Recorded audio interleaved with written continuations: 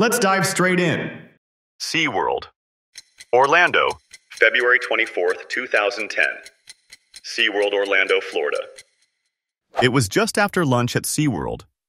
Trainer Dawn Brancho, 40, was wrapping up the Dine with Shamu show. The killer whale in the tank, Tilikum, weighed over 12,000 pounds, the biggest orca in captivity. He'd already been linked to 2 previous deaths, but the park still used him in shows. Around 1:38 p.m., Dawn knelt beside the tank, face-to-face with Tilikum. Guests nearby were finishing dessert when the orca suddenly grabbed her ponytail and yanked her straight into the water. The crowd thought it was part of the act. It wasn't. Tilikum dragged her deep, thrashing her like a rag doll. Alarms blared. Trainers threw nets and food to distract him, but he wouldn't let go. The struggle went on for more than 30 minutes. When staff finally retrieved her body, she'd died from drowning and multiple fractures. SeaWorld shut down that day. The investigation found major safety failures. Trainers weren't supposed to be that close. OSHA fined SeaWorld, and direct contact with orcas was permanently banned. Tilikum spent the rest of his life isolated until dying in 2017 from infection. Blunt ending: a whale with a violent record killed again, and the park that owned him kept it quiet until it was too late. Harambe at Cincinnati Zoo, May 28th, 2016. Cincinnati Zoo, Ohio. It was Memorial Day weekend. Crowds packed the Cincinnati Zoo. Around 4 p.m., a mom turned around and her 3-year-old son was gone. Seconds later, people were screaming. The kid had climbed into the gorilla enclosure and fallen 10 feet into the moat. Inside was Harambe, a 17-year-old, 440-pound silverback. At first, he just watched the boy. Then the crowd noise made him tense. He grabbed the child's leg and dragged him through the water, hard. Zookeepers tried shouting, luring him with food. Nothing worked. Within minutes, the zoo's dangerous animal response team showed up. They had one call to make: tranquilize or shoot. A tranquilizer takes 5 minutes to work, way too long with a kid in danger. At 4:17 p.m., a rifle cracked. Harambe dropped instantly. The child was pulled out alive, only bruised. The video went viral within hours. The internet exploded. Protests, memes, debates about human fault versus animal rights. But the zoo stood by the decision. They said it was simple. A human life was in immediate danger. Afterward, Cincinnati Zoo reinforced its barriers and banned public feeding areas. One kid got curious. One gorilla got defensive. And one bullet turned into the most viral animal story of the decade. Tiger attack at San Francisco Zoo, December 25th, 2007. San Francisco Zoo, California. Christmas Day, 5 p.m. The San Francisco Zoo was winding down. 3 young men, Carlos Souza Jr., 17, and brothers Kulbir and Paul Dhaliwal, 19 and 23, were hanging near the tiger enclosure. Inside was Tatiana, a 350-pound Siberian tiger. A few minutes later, visitors heard screaming. Tatiana had jumped out of her exhibit over a 12.5-foot wall. The zoo thought that was tall enough. It wasn't. She went straight for the group, clawing and biting. Carlos took the worst of it, mauled to death before anyone could reach him. The brothers ran through the zoo, bleeding, trying to find help. They made it to the cafe area, where they shouted for someone to call 911. Police arrived within minutes. Tatiana was still stalking them. They opened fire, killing her with several shots near the giraffe exhibit. Later, investigators found footprints and sticks near the tiger pit, signs the men might have been taunting her, even throwing objects. But the zoo was also at fault. The barrier was too low and safety protocols hadn't been updated in years. End result: 1 dead visitor, 2 injured, 1 dead tiger. The zoo quietly rebuilt the enclosure, raising the walls to 16 feet. Christmas at the zoo ended with blood on the sidewalk and a SWAT team inside a tiger cage. Bear attack in Siberian circus, October 25th, 2019. Olonets, Russia. It was a small-town circus inside a packed gym in Olonets, Russia. Kids filled the front rows. The act was a brown bear named Yasha, trained to push a wheelbarrow across the ring. No cage, no barrier, just two handlers and a leash. Halfway through the show, the bear stopped. The trainer tapped him with a stick, trying to make him move. Yasha turned, growled, then charged. He knocked the trainer to the ground, biting his neck and shoulder while the audience screamed. People grabbed their kids and ran for the exits. Another worker hit the bear with a metal bar. Nothing. The attack kept going until someone hit Yasha with a stun gun. The trainer survived, but with severe bite wounds and broken bones. Cell phone videos hit the internet that night. No barrier, no warning, just raw chaos. The clip went viral. Local officials immediately banned wild animal acts in Karelia, the region where it happened.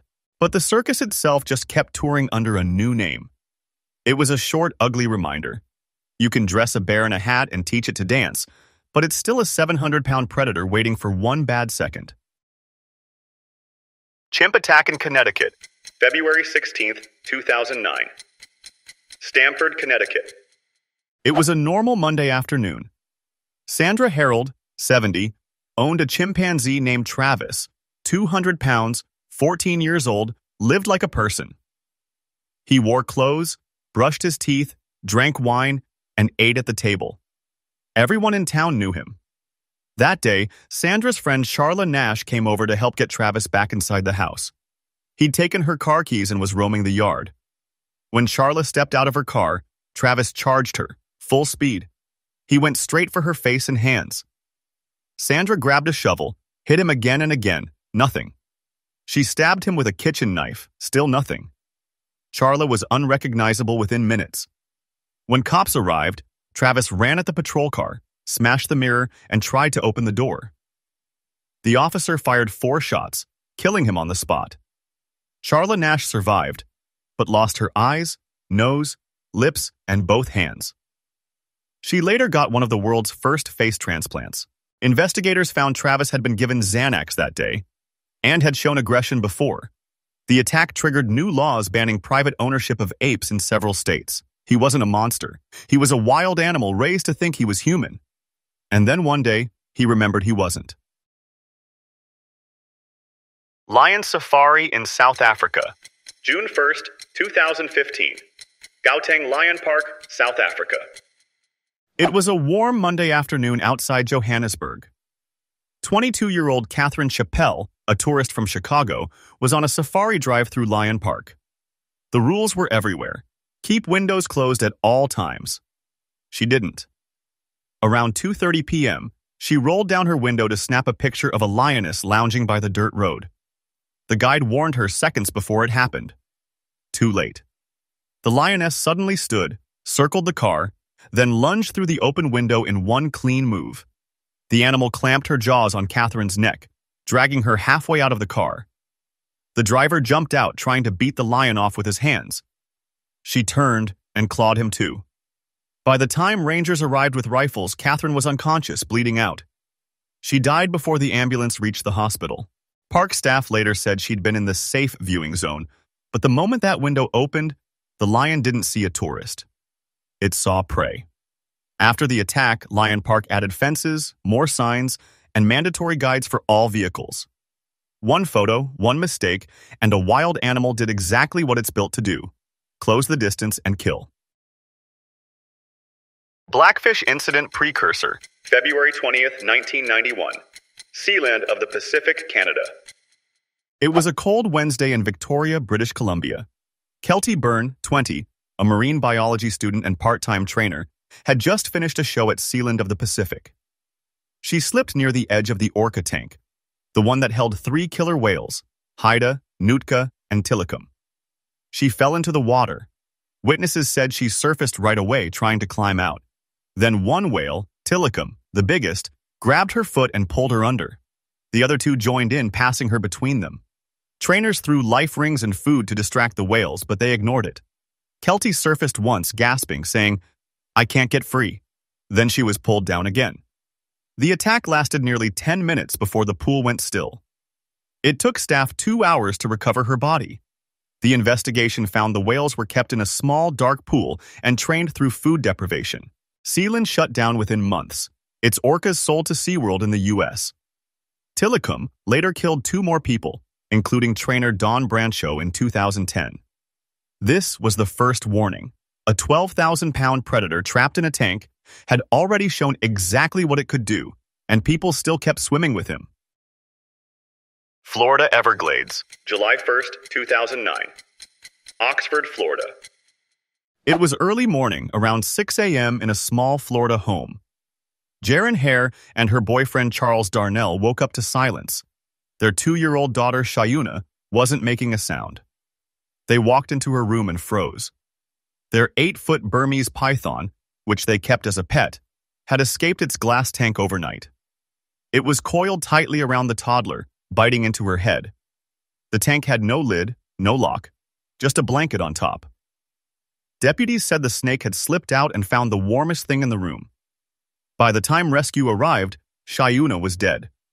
The python was thin and underfed, hadn't eaten in a month. Investigators said it mistook the child for food. The couple was charged with manslaughter and keeping a dangerous animal without a permit. At the trial, the sheriff said, "It's not the snake's fault. It's just being a snake." After the attack, Florida cracked down hard on exotic pet ownership. Burmese pythons were declared a prohibited species, banned from private homes. The story made national news, not because of the animal, but because of how easily it happened. A pet tank, a missing lid, and one hungry python turned into a fatal reminder that domesticated doesn't mean safe. Disney's Grand Floridian Resort, June 14th, 2016. Disney's Grand Floridian Resort, Florida. It was 8:30 p.m. at Disney's Grand Floridian Resort near Orlando. Families were outside watching an outdoor movie beside the Seven Seas Lagoon. A young couple stood on the beach with their 2-year-old son, Lane Graves. He was wading in ankle-deep water, just a few feet from shore. Out of the dark, an alligator surfaced. It lunged, grabbed the child, and dragged him into the lagoon. His father dove in instantly, fighting the gator, but it was too strong. The boy vanished underwater. Rescue teams and wildlife officers searched all night. The next afternoon, divers found Lane's body 15 yards from shore, completely intact. He had died from drowning and neck injuries. Disney closed all beaches the same day. Within a week, they added fences, warning signs, and began removing over 200 alligators from nearby lagoons. The family chose not to sue. Instead, they started the Lane Thomas Foundation, funding pediatric organ transplants in his memory. For years, the resort had posted no swimming signs, but nothing about alligators. That changed overnight. It was a quiet vacation night that turned into one of Disney's darkest moments. Proof that in Florida, the wild is never far, even when you're standing in front of a movie screen. Poisoning, October 31st, 1974. Pasadena, Texas. 8-year-old Timothy O'Brien was out trick-or-treating with his younger sister and some neighborhood kids.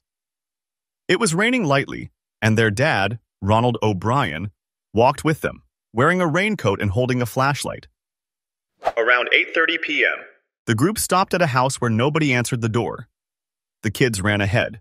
Ronald stayed behind, then caught up and handed them all Pixie Stix candy he said he got from that house. They got home around 9 p.m. Before bed, Timothy asked for one more piece of candy. His dad gave him the Pixie Stix. The powder inside was clumpy, so Ronald helped push it into his mouth. Within seconds, Timothy said it tasted bitter. Then he started puking, convulsing, and screaming that his stomach hurt. His dad held him as he went limp. By 10 p.m. At the hospital, Timothy was dead. Doctors smelled an almond-like odor coming from his mouth. Tests confirmed it. Cyanide poisoning. The whole town panicked.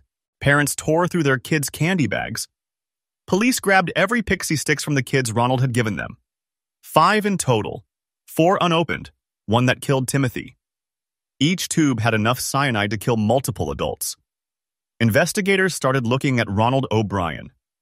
Things didn't add up. No one at that house handed out Pixie Stix. No one remembered seeing him get them.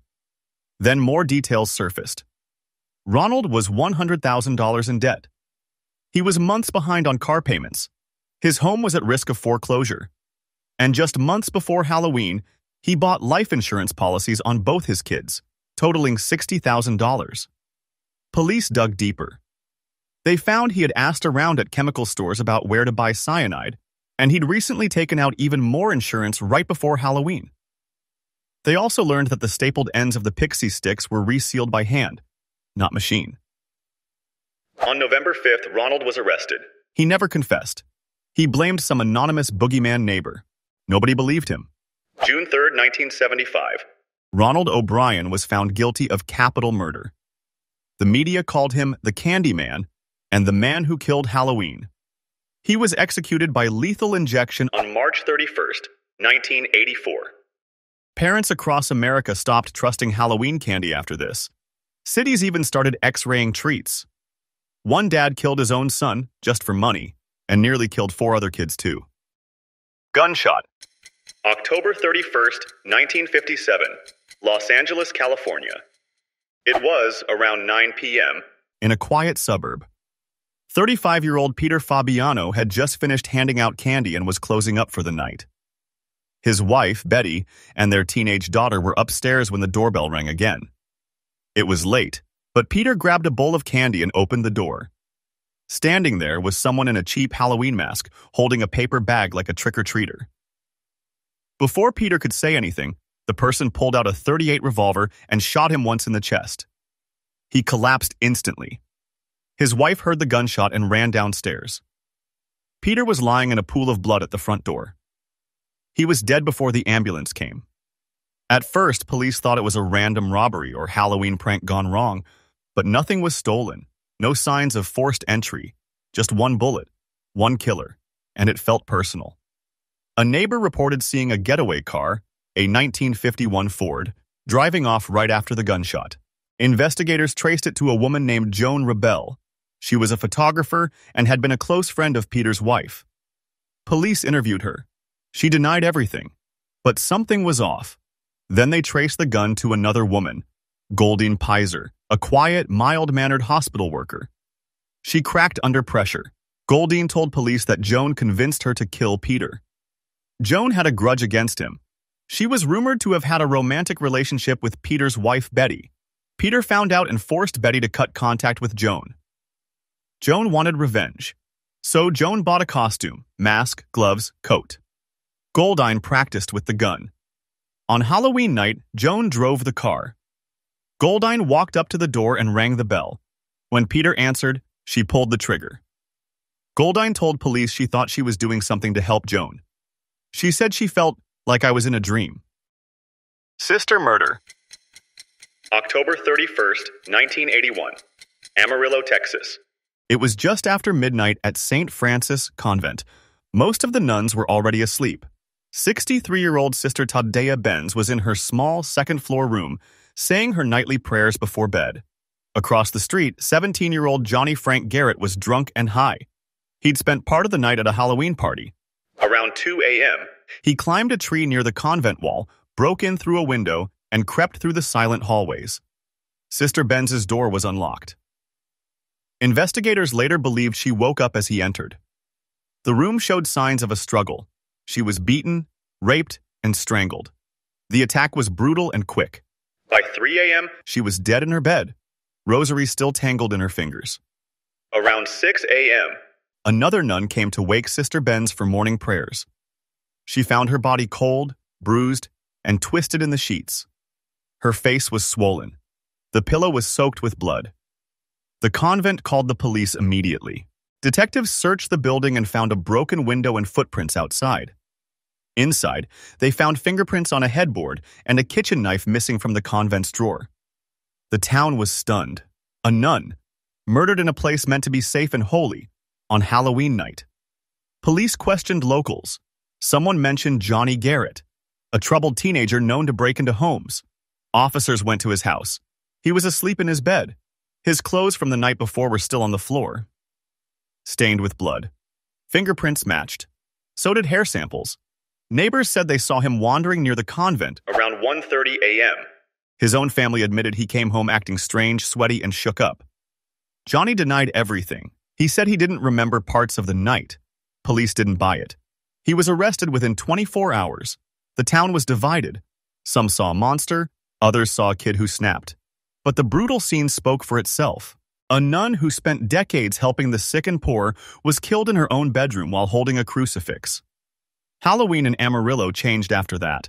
Doors stayed locked, curtains stayed closed, and the Quiet Stone Convent became the site of one of Texas's most shocking murders. Different culture. October 17th, 1992. Baton Rouge, Louisiana. It wasn't Halloween night yet, but the whole neighborhood was already throwing costume parties.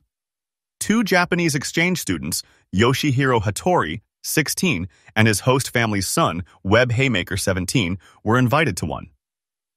Yoshihiro wore a white tuxedo jacket like from the movie Saturday Night Fever. Webb wore a necktie and jeans. They left around 8 p.m. with directions written on paper. They messed up the address by 1 digit. They walked up to the wrong house, the home of Rodney and Bonnie Piers. The porch light was off, no party decorations. Still, they walked to the front door. Bonnie looked through the window and saw 2 teenage boys she didn't know.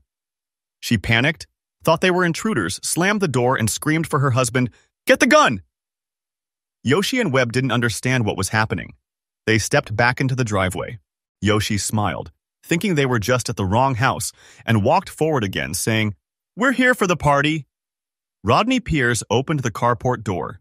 He was holding a .44 Magnum revolver. He shouted, "Freeze!" Yoshi didn't understand the word. He kept walking forward, smiling, hands open like he meant no harm. 1 second later, the gun went off. The bullet hit Yoshihiro in his chest, tore through his lung. He fell onto the pavement. Webb screamed for help. Bonnie called 911, but Rodney didn't try to help. He just said, "I told him to freeze." EMS arrived. At 8:34 p.m. Yoshihiro was still alive but bleeding heavily. They tried CPR all the way to the hospital. He died that night. Police questioned Rodney. He said he thought the boys were burglars. Webb said Yoshi was just confused and smiling, not attacking anyone. Yoshi was unarmed, holding only a small camera. The case blew up internationally. Japanese news called it an American horror story. Yoshi's parents flew to Louisiana and stood at the spot where he died, leaving flowers in silence. People argued. Was it self-defense or overreaction? A language barrier or fear with a trigger? Whatever the reason, a teenager who just wanted to go to a Halloween party was shot dead on a stranger's driveway for walking up to the wrong address. Disappearance. October 31st, 1998. Fond du Lac, Wisconsin. It was around 6:30 p.m. Cold. Leaves blowing across the streets. 9-year-old Lisa French put on her bright orange windbreaker, a black witch hat, and headed out to trick or treat. She told her mom she'd only go to 3 houses, all neighbors they knew. She never came back.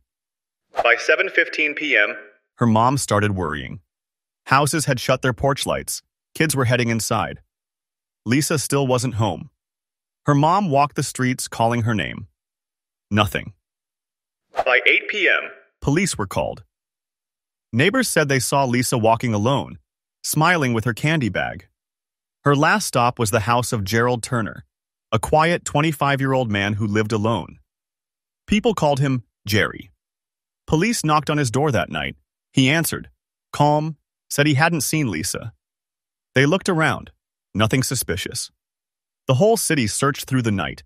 Flashlights, dogs, volunteers combing fields and ditches. No sign. 3 days later, November 3rd, a farmer found a large plastic bag in a field outside town.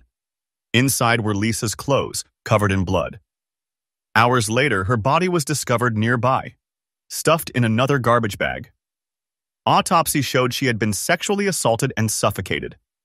Police went back to Turner's house. This time they found clues. Fibers from his bedroom carpet matched fibers on Lisa's clothes. Bloodstains in his house matched her blood type. A neighbor said Turner's lights were on late that night. Unusually late. Turner finally cracked.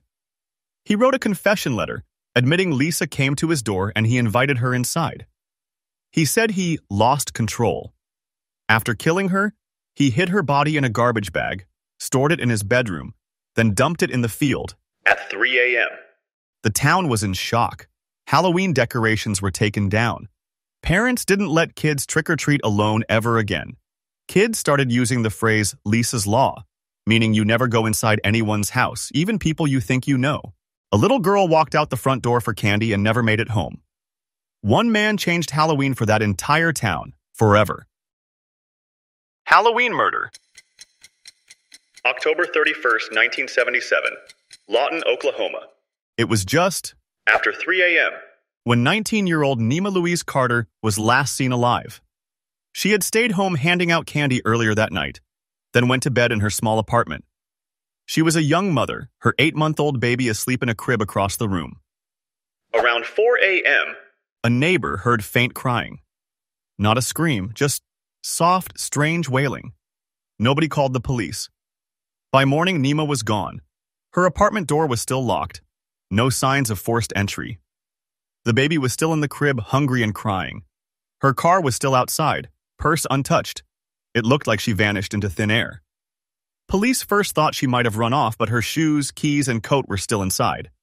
A search started through Halloween morning. Neighbors, cops, dogs, nothing. 3 days later, November 3rd, a group of kids playing near an abandoned house on Cooper Street smelled something rotten. They looked through a broken window and saw a blanket. Inside it, Nema's body. She was strangled, folded into a bedroom closet like someone hid a doll.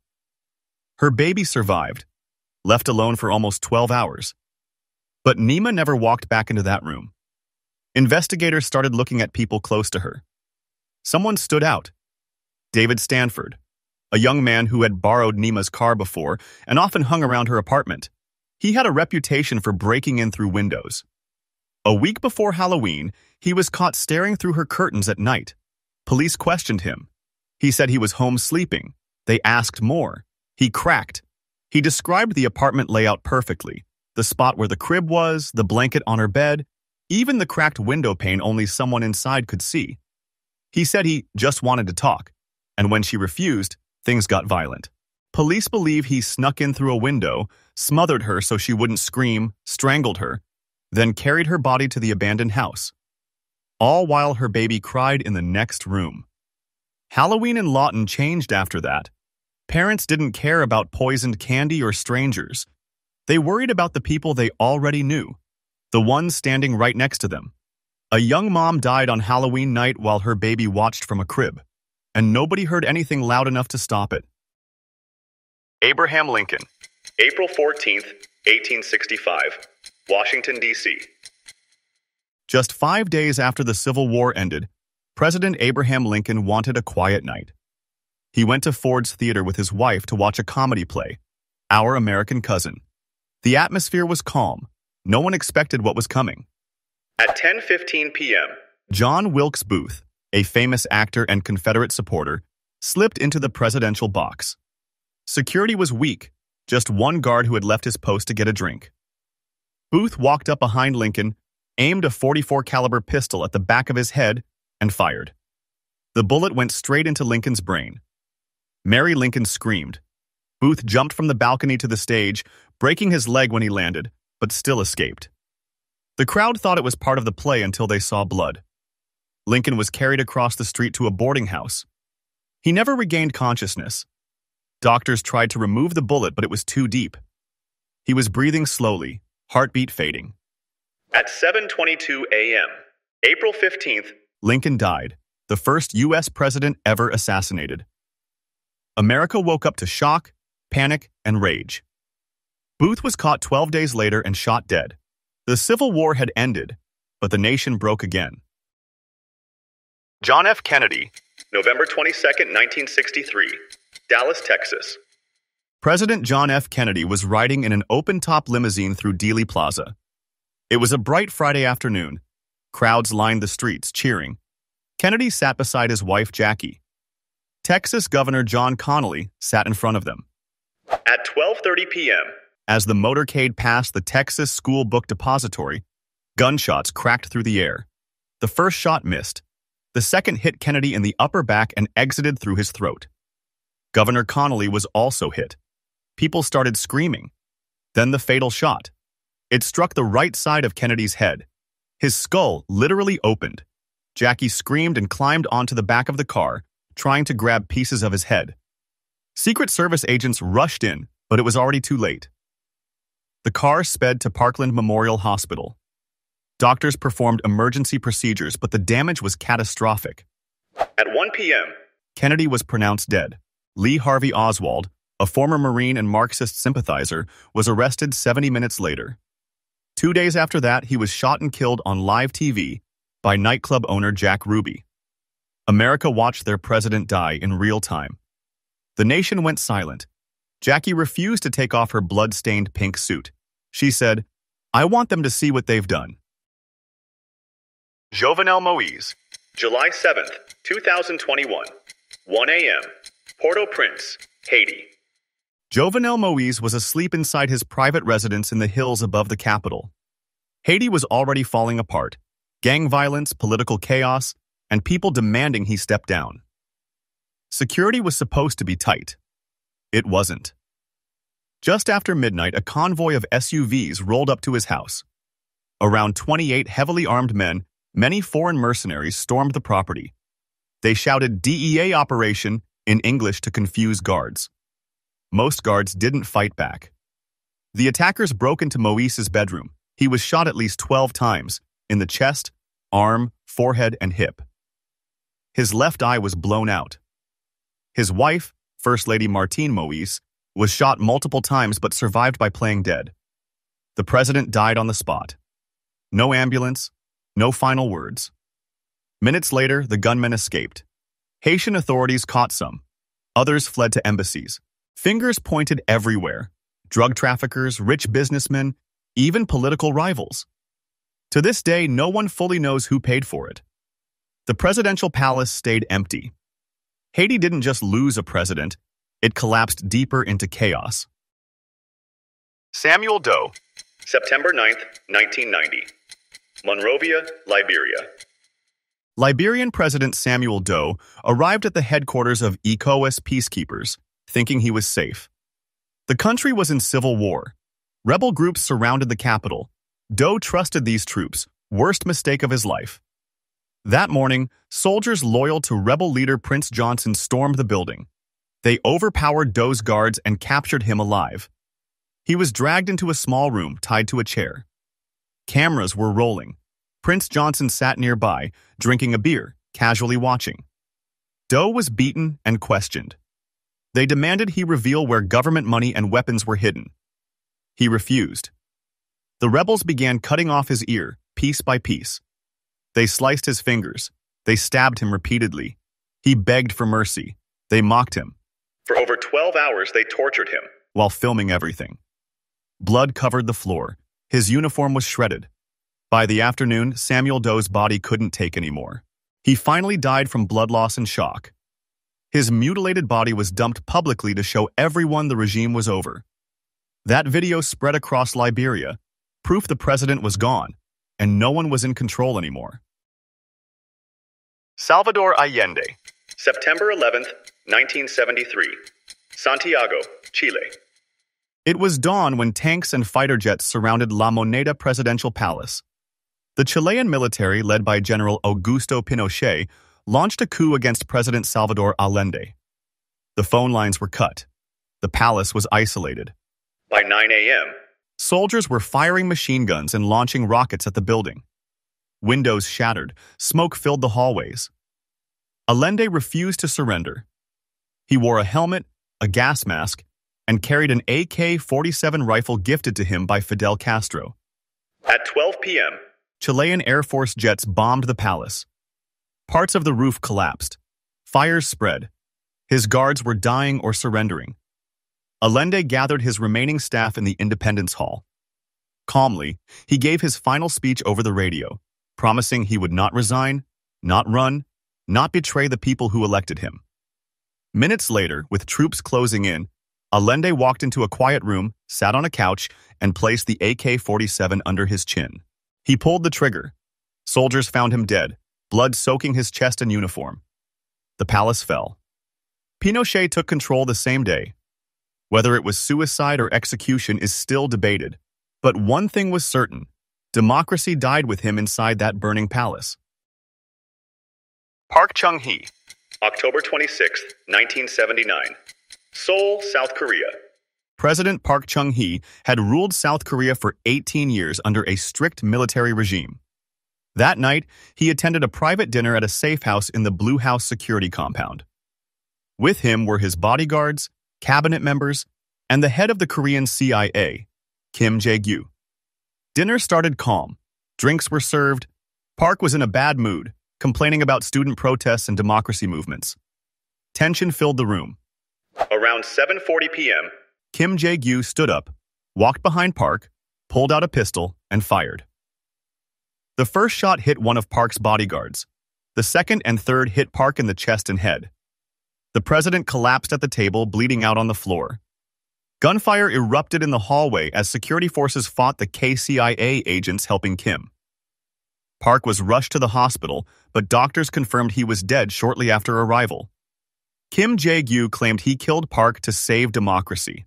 Others said it was personal revenge. He was executed by hanging 8 months later.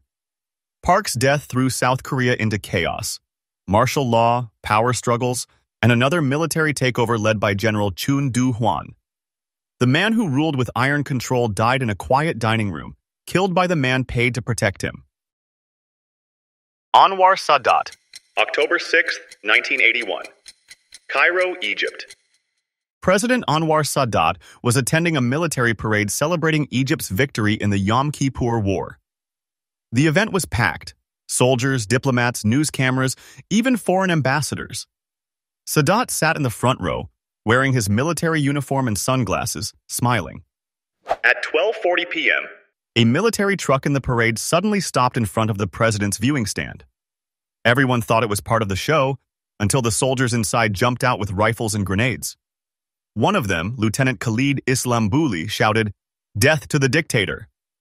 Then they started firing. Bullets tore through the air. Sadat stood up, shocked, completely exposed. He was hit at least 11 times, neck, chest, and lower body.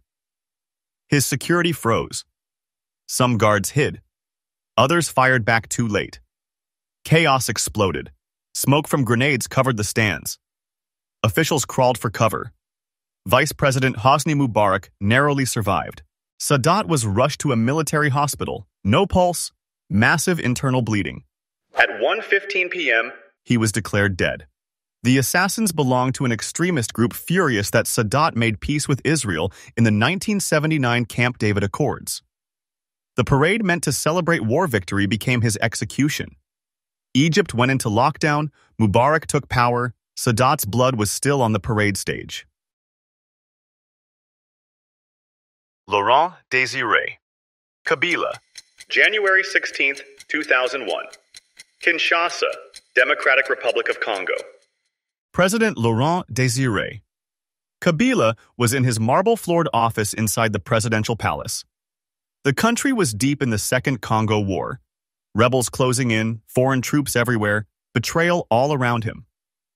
Kabila didn't trust many people, but he trusted his bodyguards. Big mistake. That afternoon, at around 2:30 p.m., one of his own bodyguards, a young fighter named Rachidi Kasareka, walked into the president's office. No warning, no shouting. He simply pulled out a pistol and shot Kabila point blank in the back of the head. Kabila collapsed over his desk, blood pouring onto papers and maps. His advisors froze in shock. Guards rushed in and gunned down the assassin immediately. Kabila was still breathing, barely. He was lifted into a jeep and rushed to a nearby military hospital. Doctors tried emergency surgery, but the bullet had torn through his skull. He died later that evening. The government kept his death secret for 2 days, fearing total chaos. Rumors spread fast. Some said Rwanda planned it. Others said it was an inside coup. Kabila's son, Joseph Kabila, just 29 years old, was quickly put in power to stop the country from collapsing. The president, who fought his way to power, was taken out by the one person meant to protect him. Juvenal Habyarimana, April 6, 1994. Kigali, Rwanda. It was evening when Rwandan President Juvenal Habyarimana boarded his private Dassault Falcon jet. He had just attended peace talks in Tanzania to end a civil war between his government and the Tutsi-led Rwandan Patriotic Front, RPF. With him was the president of Burundi, Cyprien Ntaryamira. At 8:20 p.m., the jet approached Kigali International Airport. The city was calm. People were getting ready for bed. Then, 2 missiles launched from the ground. One hit the wing. The second struck the fuselage. The jet exploded mid-air and crashed into the presidential compound garden. Everyone on board was killed instantly. Within 1 hour, checkpoints appeared across the capital. The president's body was still burning, and government radios announced his death. Hardline Hutu leaders blamed Tutsi rebels. Others believed extreme Hutu insiders ordered the hit to stop peace talks. What followed became one of the worst genocides in modern history. Hutu militias began hunting Tutsis and moderate Hutus. Roadblocks, machetes, house-to-house killings. In just 100 days, around 800,000 people were murdered. The plane crash didn't just kill a president, it opened the gates to hell. Habyarimana's plane fell from the sky and an entire country followed. Yuri Gagarin's fatal training flight, March 27, 1968, Kirchak, Russia. It was cold and clear that morning when Yuri Gagarin, the first man ever in space, climbed into a MiG-15 UTY trainer jet. He wasn't supposed to be doing anything risky, just a short 20-minute check flight with his instructor, Vladimir Seryogin. Routine stuff. At 10:18 a.m., they took off from Chkalovsky Air Base. Gagarin radioed the tower. Everything normal, altitude steady, heading east. Then silence. About 10 minutes later, the jet vanished from radar. No distress call, no warning, just gone. Search crews started scouring the forests near Kirchak. It took them almost a full day to find the crash site, a deep crater about 10 feet wide, surrounded by twisted aluminum and burnt soil. Both pilots were killed instantly. The official Soviet report said they'd swerved to avoid a weather balloon and lost control in the thin air at low altitude. But that never made much sense. Gagarin was one of the most precise pilots in the country. Later investigations suggested another fighter jet might have flown too close, creating turbulence that flipped their MiG. Black box? There wasn't one. No cockpit voice recorder, just fragments. The impact speed was estimated at 470 miles per hour. They hit almost nose first. There was nothing to recover. Gagarin was 34 years old. A global hero, gone in seconds on what should have been a safe training run. His death hit the Soviet Union hard. They buried him in the Kremlin wall, next to national legends. In the end, nobody could prove exactly what happened.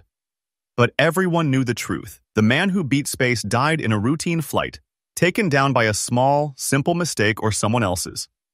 Blunt fact, Yuri Gagarin survived orbiting Earth, but not a clear sky morning back home. The Tenerife Airport Disaster, March 27, 1977. Tenerife, Canary Islands. What started as a small airport traffic jam turned into the deadliest aviation accident ever. That afternoon, Los Rodeos Airport was packed.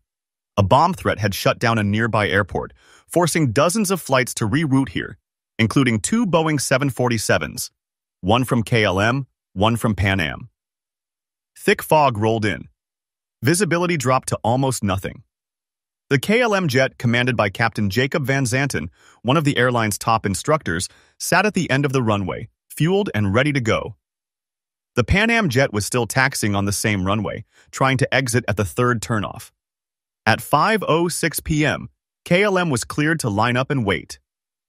Moments later, Van Zanten said the words that doomed everyone. "We are now at takeoff." But he wasn't cleared yet. His co-pilot hesitated. "Wait, we don't have clearance." But Van Zanten, confident and impatient, pushed the throttles forward. The 747 began its takeoff roll. Down the same fog-covered runway, the Pan Am crew suddenly saw a massive shape emerge from the mist, landing lights closing fast. "There he is!" the captain shouted, slamming the throttles forward to try to turn off. Too late. At 5:07 p.m., the KLM jet lifted off too soon, tail scraping the ground, and its landing gear sliced straight through the Pan Am's fuselage. Fire and fuel ripped through both planes instantly. Everyone on the KLM flight, 248 people, died on impact. On the Pan Am, 335 were killed. Just 61 passengers managed to crawl out of the burning wreckage. In total, 583 dead. All because of one miscommunication, one rush, one moment of overconfidence. Aftermath. Every airline in the world rewrote cockpit communication rules. No more guessing what OK means. Orders must be crystal clear. Blunt fact, one man's impatience on a foggy runway cost nearly 600 lives. Air France Flight 447, June 1st, 2009. Somewhere over the Atlantic Ocean. Air France Flight 447 was a routine red-eye from Rio de Janeiro to Paris. On board, 228 people, including 3 pilots, Captain Marc Dubois, and 2 younger co-pilots. It left Brazil just before midnight, cruising smoothly at 35,000 feet. Around 2:10 a.m., the plane hit a patch of bad weather, tall thunderstorms, heavy turbulence. Ice started forming on the pitot tubes, the small sensors that tell the plane how fast it's going. They clogged up, feeding the cockpit bad airspeed data. Within seconds, the autopilot shut off. The co-pilots were suddenly hand-flying a 500-ton jet in the dark, with no visual horizon and wrong numbers flashing everywhere. Confused, one of them pulled the nose up trying to climb. But without enough thrust, the Airbus started losing lift. A stall warning blared. Instead of lowering the nose to recover, he kept pulling back, thinking they were falling too fast. For the next 4 minutes, the jet literally fell through the sky, engines running, wings level, nose too high. The crew never realized they were in a full aerodynamic stall. The captain, who'd been on break, rushed in, but it was too late. At 2:14 a.m., the plane slammed into the Atlantic at about 150 miles per hour, tail first. All 228 on board were killed instantly. The wreckage sank nearly 13,000 feet below the surface. It took 2 years to find the black boxes. When investigators finally listened, the horror was simple: a perfect storm of bad sensors, poor training, and human confusion. Afterward, airlines worldwide rewrote stall recovery training and cockpit procedures. Pilots now drill exactly for this when the plane lies to you and you panic. Blunt fact, they didn't crash because of weather. They crashed because nobody knew which way was up. John F. Kennedy Jr.'s crash, July 16, 1999. Martha's Vineyard, Massachusetts. John F. Kennedy Jr., the son of the former president, magazine publisher, and amateur pilot, was flying his Piper Saratoga plane from New Jersey to Cape Cod. On board with him were his wife Carolyn and her sister Lauren. It was a calm summer night, but visibility was a bad haze over the ocean. No clear horizon. They took off from Essex County Airport around 8:38 p.m. Kennedy was at the controls. He had about 300 hours of flight experience, but wasn't certified to fly only by instruments, meaning he needed to see the ground or horizon to stay oriented. At first, radar showed a steady climb to 5,500 feet. Then the trouble started. Over the dark water, with no lights or landmarks, Kennedy lost spatial awareness. His senses told him the plane was level when it was actually banking. Classic spatial disorientation. At 9:38 p.m., the plane began a slow, tightening spiral downward. Airspeed climbed over 200 miles per hour. Within seconds, it was in a steep dive. At 9:41 p.m., radar contact vanished. Fishermen nearby reported hearing a loud splash. The next morning, rescue teams found floating debris, a seat cushion, a briefcase, pieces of fuselage. 4 days later, Navy divers located the wreckage 120 feet below the surface. All 3 bodies were still strapped into their seats. The official cause, pilot error, triggered by disorientation in poor visibility.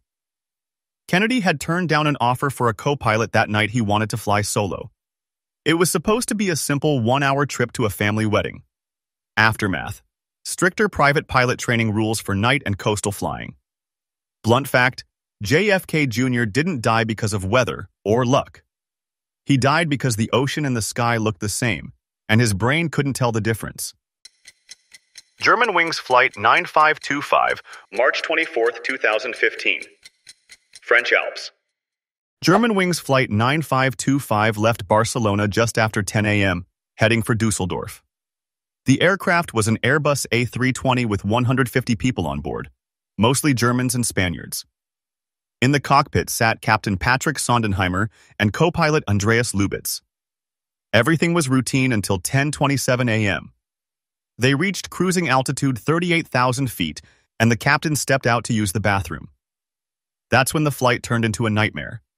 Lubitz locked the cockpit door behind him. Within a minute, the plane began a steady descent, not a dive, just a slow, deliberate drop. Air traffic control called in.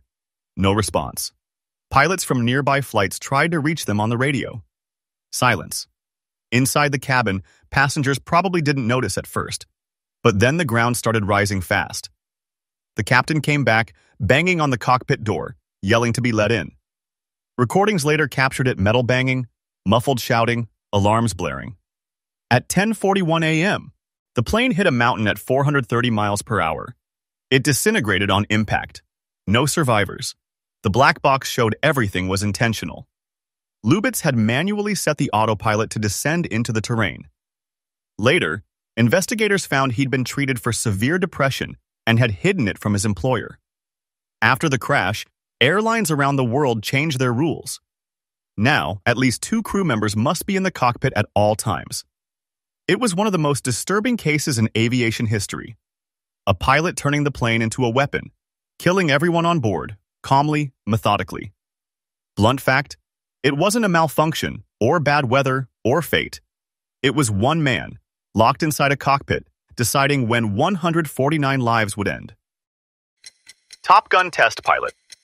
Art Skoll, September 16, 1985. Southern California coast. Art Skoll wasn't just any pilot. He was a stunt legend. A flight instructor, aerobatics champion, and one of Hollywood's go-to guys for camera work in the sky. That year, he was filming aerial scenes for a new Navy fighter movie, Top Gun. He flew a Pitts S-2 camera plane, small, light, and agile, customized with camera mounts to capture the F-14 Tomcats from wild angles. His job? Record high-speed spins and recover, something he'd done hundreds of times before. That morning, the crew was filming off the coast near Carlsbad. Calm skies, smooth air. At around 5 p.m., Scholl radioed from 3,000 feet. "I'm in a flat spin. It's not recovering." The tone was calm, but seconds later he added, "I've got a problem." Then silence. Observers saw the little red Pitts spiral down in tight circles until it disappeared into the Pacific. No parachute, no debris field. Rescue boats rushed to the coordinates but found nothing but a faint oil slick. Art Skoll and his plane were never recovered. He was 53. Investigators guessed the extra weight from the camera rig changed the plane's balance, making spin recovery impossible. But with no wreckage, no one could be sure. The footage he was shooting was lost too. The final film includes none of it. The movie closes with a dedication card. In memory of Art Skoll. He'd spent his life teaching pilots how to push the limits safely, and in one moment, those limits caught up. Blunt fact, the man who filmed fighter jets cheating death died trying to show what it looked like. Egypt Air Flight 990, October 31st, 1999. Atlantic Ocean, off Nantucket Island. Egypt Air Flight 990 took off from New York's JFK Airport at 1:20 a.m., headed for Cairo. On board, 217 people, mostly Egyptians, including a full relief crew. It was a quiet red-eye. Clear skies, calm air. In the cockpit, Captain Ahmed El-Habashi and Relief First Officer Gamil Al-Batouti. About half an hour into the flight, the captain left for a bathroom break, leaving Al-Batouti alone at the controls. At 1:50 a.m., radar showed the Boeing 767 suddenly descending, fast. The autopilot had been turned off. The throttles were pulled to idle. Then the plane nosed down.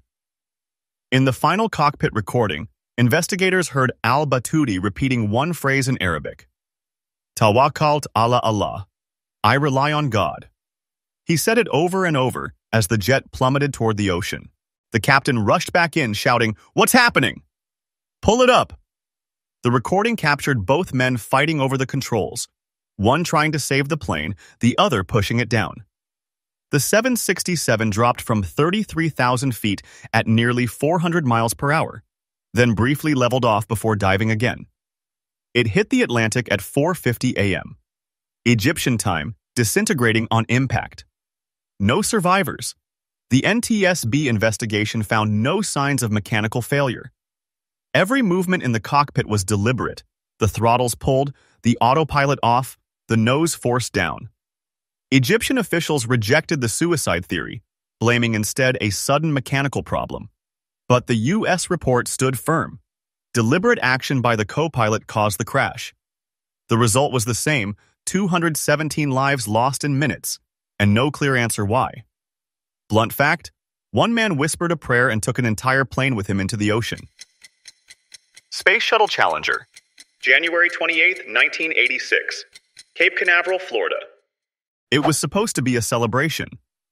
The Space Shuttle Challenger, Mission S, TS-51L, was carrying 7 astronauts, including schoolteacher Krista McAuliffe, the first civilian in space. Thousands watched live, including kids across the U.S. launch time, 11:38 a.m. The weather was cold, 36 degrees Fahrenheit, colder than any previous shuttle launch. Engineers had warned NASA about a problem. Rubber O-rings on the solid rocket boosters could fail in low temperatures. The warning was ignored. At liftoff, everything looked fine. The shuttle climbed steadily through the blue sky. 73 seconds in, cameras caught a small burst of flame on the right booster. That flame burned through the O-ring joint, letting hot gas leak into the external fuel tank. At 11:39 a.m., the tank ruptured. The shuttle broke apart in midair, engulfed in fire and smoke. The crew cabin shot forward intact, but falling fast from 46,000 feet. Millions of people saw it live on TV, a white trail in the sky splitting into two. Commentators went silent. Controllers in Houston said, "Flight, we've had a major malfunction." It took 2 minutes and 45 seconds for the cabin to hit the ocean. The impact speed, over 200 miles per hour. All 7 crew members, Francis Scobie, Michael Smith, Ellison Onizuka, Judith Resnick, Ronald McNair, Gregory Jarvis, and Krista McAuliffe, were killed instantly. The Rogers Commission later exposed exactly what happened. NASA's pressure to launch on schedule, engineers ignored warnings, and the flawed booster design that failed in the cold. Challenger grounded the shuttle program for nearly 3 years. Every launch after that carried the memory of those 7. Blunt fact, it wasn't space that killed them. It was management, rushing a launch on a freezing morning. Every one of these stories has the same ugly thread. The sky doesn't forgive mistakes. It doesn't matter if you're a space hero, a movie pilot, or a passenger on a commercial jet. One rushed decision, one ignored warning, one moment of overconfidence, and that's it. Aviation looks glamorous, but it's built on the bones of lessons learned the hardest way possible. Every checklist, every cockpit rule, every delay you complain about at an airport, someone died to make it happen. So next time you're on a flight and the pilot says they're waiting on clearance or running another safety check, remember why.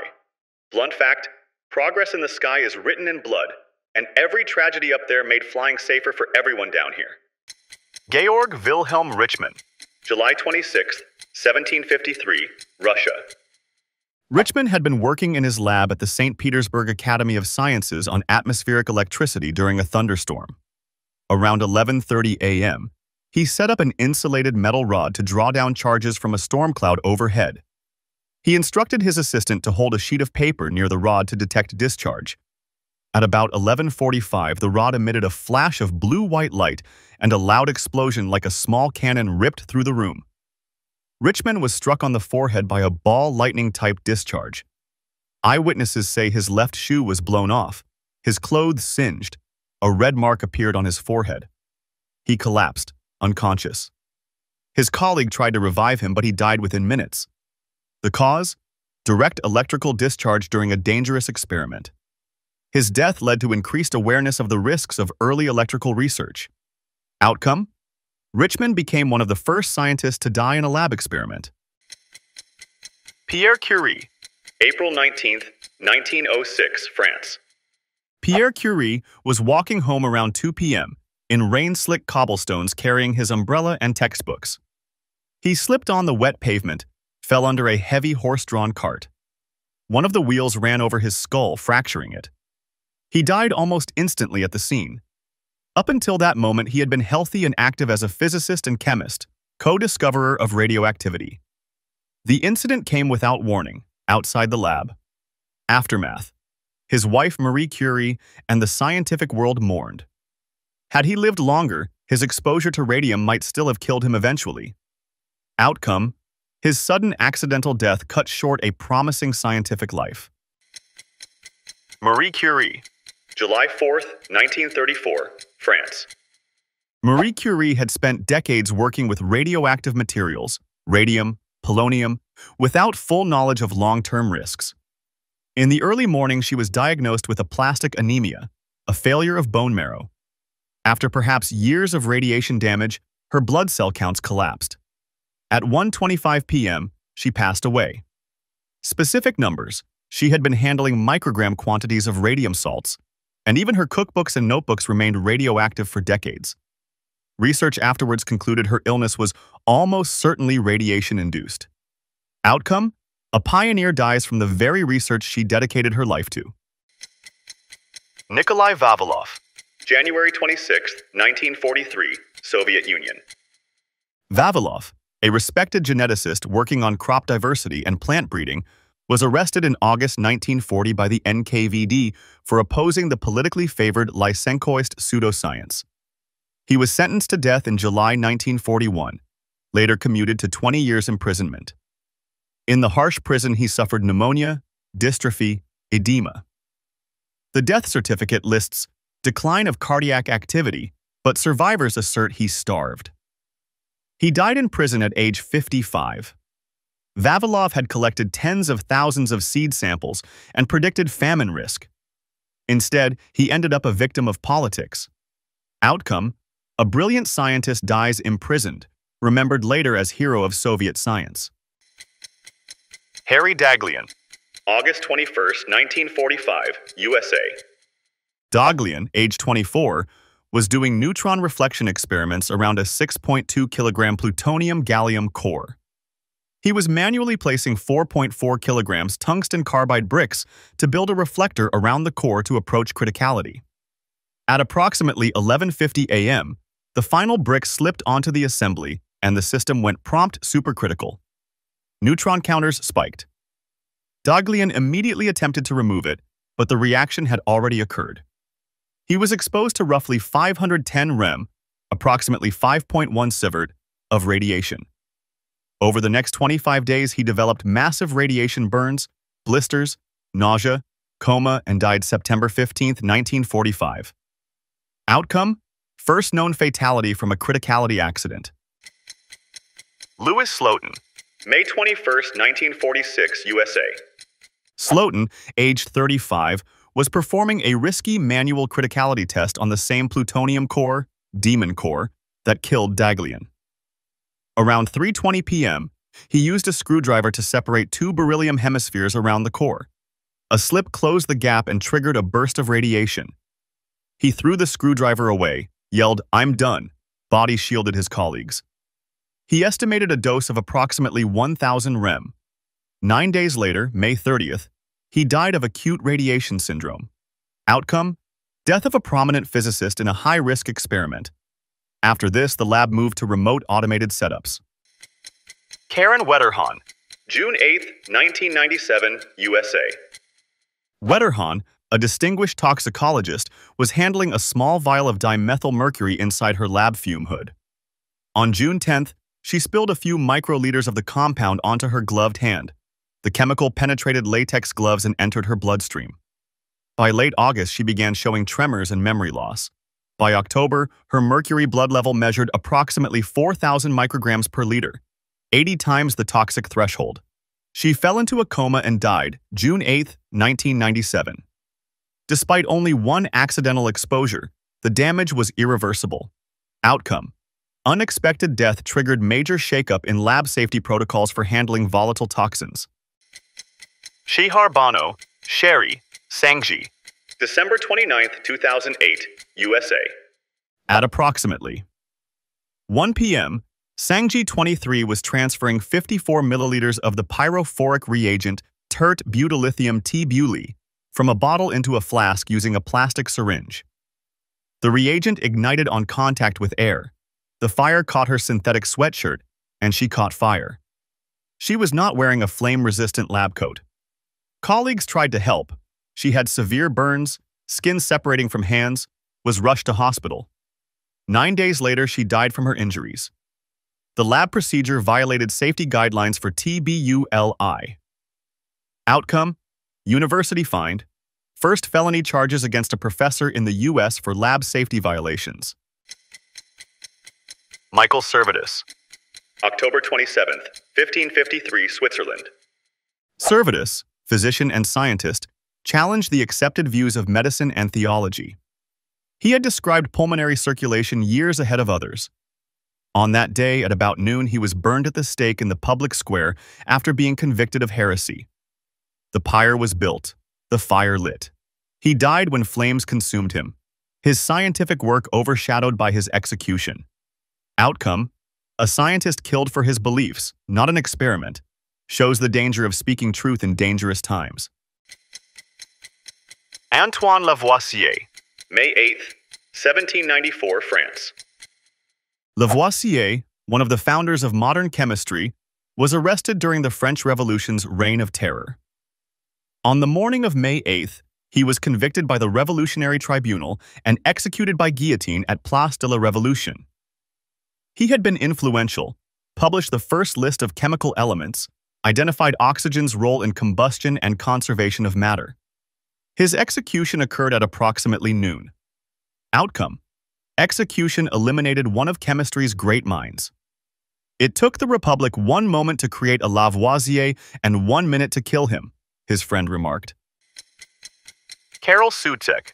January 5th, 1985, USA.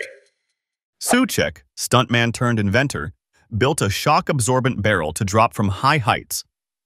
On his second demonstration, he was dropped from the roof of the Houston Astrodome into a tank of water.